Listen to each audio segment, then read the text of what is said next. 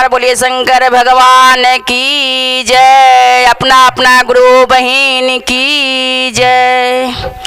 अरे धाइले रहिया गोरो के चारनिया ये बहिनो,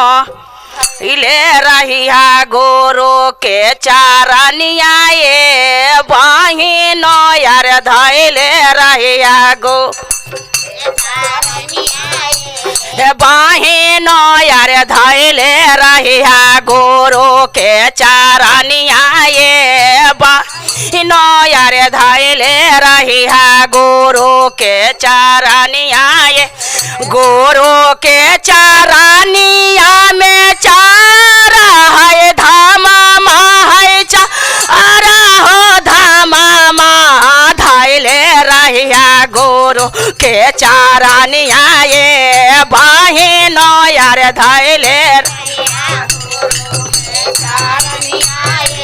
गंगा जाबो ना तेरा बेनिए बहिनो, यार गंगा जाबो ना तेरा बेनिए बहिनो, यार धाइले रहिया गोरो के गया ये बहिनो, यार धाइले रहिया गोरो के चारनी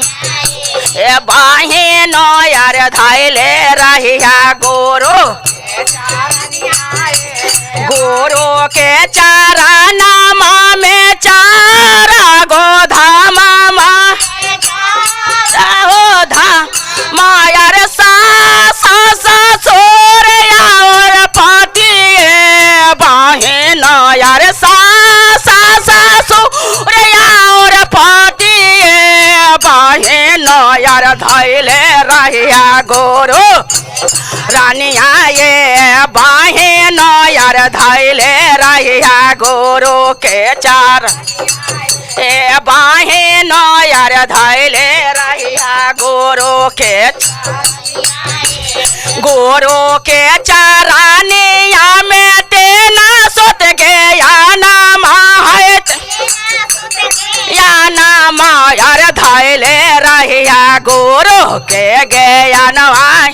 ए बहिनो, यार धाइले रहिया गोरो के चारनिया ये। अरे पहला में दाया मांगिया दोसरा में चारा चायर दो में चारा चायर तेसरा में कारिया नामा सेवा पर नामा तेसरा में कारिया नामा सेवा पर नामा तेसरा में धाइले रहिया गोरो के चारनिया ये बहिनो, यार धाइले रहिया गोरो के रानिया ये बहिनो, यार धाइले रहिया गोरो के चारनिया ये बोले शंकर भगवान की जय हो।